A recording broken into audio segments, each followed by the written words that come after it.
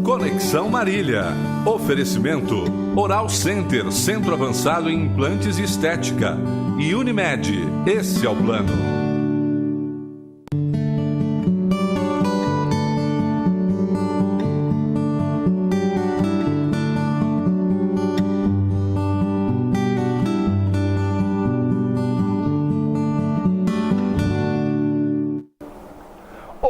Muito boa noite, estamos começando mais uma edição do programa Conexão aqui pelo seu Canal 4 e é sempre muito bom contar com a sua audiência, a sua participação. Conexão sempre em nome de Unimed Marília, cuidar bem da sua saúde, este é o plano. Vitalícia, levíssima água de Marília, exija, peça, diga eu quero Vitalícia, a única água adicionada de sais do estado de São Paulo. Também conosco a Lapa Reforço de Fundações na São Vicente 235, fone 33040334 e também com a gente a Unimar, Universidade de Marília com vestibular. A próxima etapa é agora dia 16, hein? Você pode fazer suas inscrições para o vestibular no site da Unimar, que é unimar.br. E também passa a estar com a gente também a Oral Sim Odontologia, Oral Sim Implantes Dentários. Olha, o programa Conexão de hoje chega para falar de um assunto muito interessante. A gente vai falar sobre adoção, é isso mesmo, falar um pouco da legislação, algumas mudanças, algumas novidades. É um tema assim muito interessante.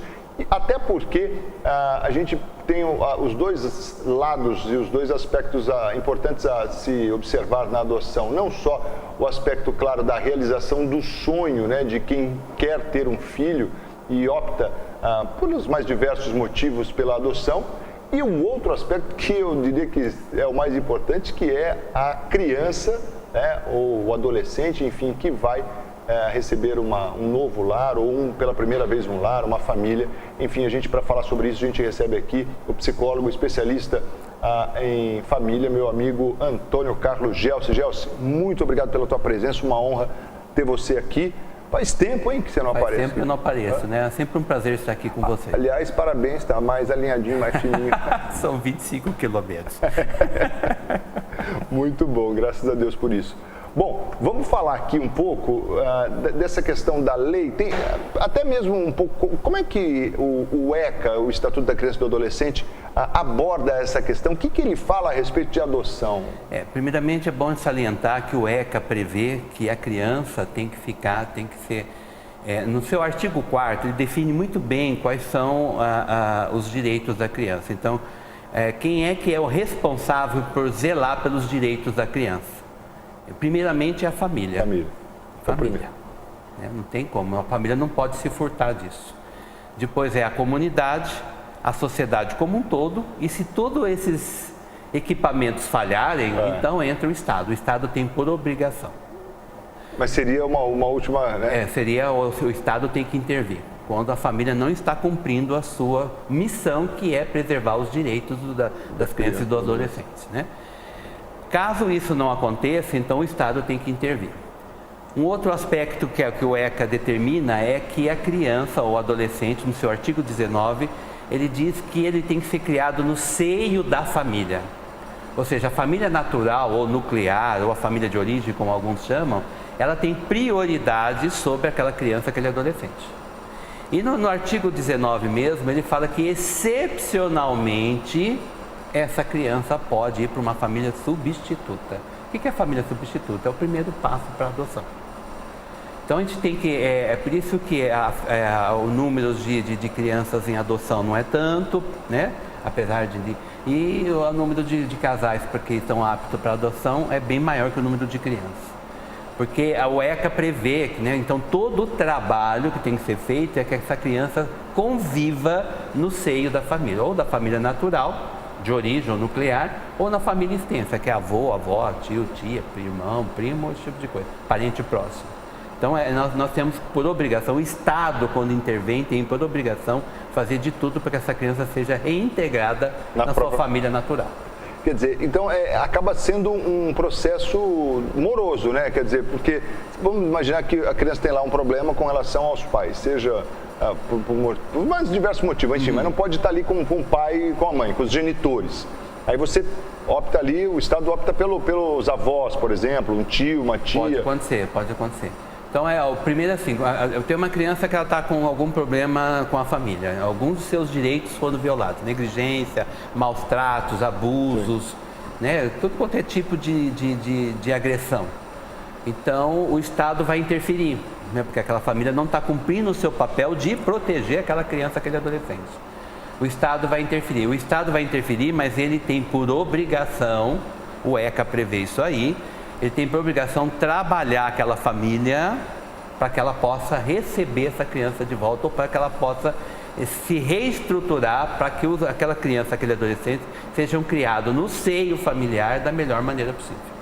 Então, o ECA prevê isso. Então, por isso que quando acontece o caso daquele pai ou daquela mãe ou daquele responsável legal ser destituído do poder familiar, que era o antigo pátrio poder, então, para que isso aconteça, tem um trabalho muito criterioso, é um trabalho muito extenso, né, que todo o judiciário faz, tem um monte de equipamentos envolvidos nesse trabalho, para dizer realmente para aquela mãe, para aquele pai ou para aquele responsável legal, olha, você não é mais o responsável pelaquela criança, aquele adolescente. Ela vai para uma outra família. Para chegar nesse ponto, esgotou-se todas as tentativas da criança viver no seio familiar, ou na família natural, ou na família extensa. E precisa existir um consenso, né? Porque, por exemplo, a família, vamos imaginar hipoteticamente lá o avô e a avó, que seriam os mais próximos e que a justiça lá entende que eles devem... Eles podem dizer, não, eu não tenho condição? Pode, existe isso, existe. A gente faz uma pesquisa, porque assim, olha, a criança, por exemplo, acontece o caso da criança ou do adolescente ser retirado da família por uma questão de violação de direitos e ser colocada num acolhimento, que existe. Né? E é obrigado a retirar, o Conselho Tutelar interfere, tem casos que o juiz interfere diretamente, o juiz da Vara da Infância e Juventude ou até o promotor da Vara da Infância e Juventude interfere diretamente para que aquela criança saia daquela situação de risco e vulnerabilidade. Bom, quando a criança está num acolhimento ou ela está em outra situação, que ela foi retirada da família, é feito todo um trabalho de rede, aí é que entra, né, a que Marília funciona, essa rede, com vários equipamentos da área do judiciário, da educação, da saúde, da assistência social. Todos esses equipamentos envolvidos vão fazer com que aquela família se reestruture para poder receber a criança de volta. Bom, a família natural não tem o pai e a mãe, ou não desconhece o pai, a mãe é sozinha, tem vários problemas. Então vai fazer uma pesquisa na família extensa quem pode assumir. Chegando à conclusão que ninguém da família extensa tem condições ou ninguém da família extensa queira, né, tomar a responsabilidade daquela criança ou daquele adolescente, então realmente aí é destituído do poder familiar, né, o pai, a mãe ou o responsável legal, e aí vai para a família substituta. Isso é que acontece. E aí, essa questão da família substituta, aí existem também alguns... Há um tempo atrás era muito difícil, né? Até as pessoas brincavam que era mais... Como é que é difícil? Aí entra um caso, por exemplo, a pessoa quando ela quer ser pai adotante, né? Já vamos entrar nesse aspecto, ela quer ser pai adotante, ou mãe adotante, o casal adotante. O primeiro passo que eles têm que fazer é procurar o setor técnico da Vara da Infância e Juventude, lá tem as psicólogas, assistentes sociais, e vão fazer todo um trabalho, né, de entrevistas, questionários, participam de cursos, né? Então, bom, eles estão aptos para poder ser pais adotantes. E aí, dentro desses questionários, dessa entrevista, é traçado o perfil do filho que eu quero. Dá uma olhada. Quer dizer, é um privilégio de quem é adotante de poder escolher o tipo de criança ou adolescente que eu quero. Quando você é pai biológico, que a mulher fica grávida, você não escolhe o tipo de filho que você quer. Você não fala, olha, eu quero, né, claro, dos olhos claros, né, eu quero isso. Você, né, gerou, está gerado. Nesse caso, você tem essa prerrogativa de escolher o perfil. Certo? A partir do momento que você escolheu o perfil, que você está apto, está tudo ok, entra-se no Cadastro Nacional. Foi isso que mudou já há alguns anos. No Cadastro Nacional. Então eu posso tanto estar apto para adotar uma criança aqui da minha região, como de qualquer outra região do estado, do Brasil. Então já aconteceu o caso aqui, maioria das pessoas adotarem grupos de irmãos que veio do Nordeste, Pará, veio de Pernambuco, já aconteceu. Você citando essa questão de grupo, é interessante falar, existe uma predisposição para que as coisas andem mais rápido quando você adota em grupo? Então, foi sancionada esse ano ainda, há poucos meses, pelo presidente Michel Temer, uma lei nova, a Lei 13.507, que ela agiliza alguns processos de adoção. Um deles é assim, quem se interessar por grupos de irmãos ou grupo de crianças ou adolescentes, não precisa ser necessariamente irmãos, tem preferência na fila. Essa fila que todo mundo fala, a fila não anda, a fila não anda. O que é essa fila não anda? É o cadastro nacional. Então, mas não anda por quê? Por conta dessas especificações? Isso aí. Eu vou ter uma estatística aqui, ó, eu vou pegar aqui no meu celular. Está bem certinho aqui. É uma estatística do Conselho Nacional de Justiça de fevereiro deste ano. Estão aptos para serem pretendentes cadastrados, aptos para serem pais adotantes no Brasil, 38.648 casais. Bastante. Quantas crianças aptas para adoção? 7.164. Caramba. 20%. Bem mais, né? Você multiplica aí, né? Dá 4, 5 vezes mais. Não, então, você tem 20% de crianças só. Então, por que a conta não fecha? Por que a conta não fecha? São 34 com 38 mil, quase 39 mil casais, 7 mil, não chega a 7.200 crianças. Então dá até menos. Por que não fecha?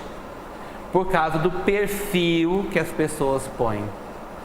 E aí entra um aspecto familiar da adoção, um aspecto social. O estigma que tem, a cultura que nós temos, o paradigma que nós temos, que a criança, quando vem com uma certa idade para adoção, ela já vem com alguns vícios que depois você não vai conseguir. Esse é um outro ponto que eu ia te perguntar, se tem essa coisa ainda, se é mais difícil, né, você... Então, as pessoas... Qual a idade, uma idade que acaba tendo uma facilidade maior? Então, essa estatística nos mostra que 85% dos casais, desses quase 36 mil casais, eles querem crianças até 1 ano de idade. Bebê. Todo mundo sonha de bebê, maternidade, né? Não vai poder amamentar, né? Mas vai poder trocar a fralda, né? Ensinar os primeiros passos. Então a criança não vem com vício, né? Ela já não vem com alguns comportamentos adquiridos. Então é isso aí, né? Muito pouco. E dessas 7.000 e poucas, 7.184 crianças, 85% é acima de 5, 6 anos, 4, 5, 6 anos. Então eles estão fora do perfil que a maioria dos pretendentes querem. Todo mundo quer beber. Todo mundo quer beber. E geralmente o bebê, é óbvio que existem algumas exceções, mas geralmente os bebês acabam tendo um pouco mais de atenção, né, desses pais que futuramente acabam abandonando, né?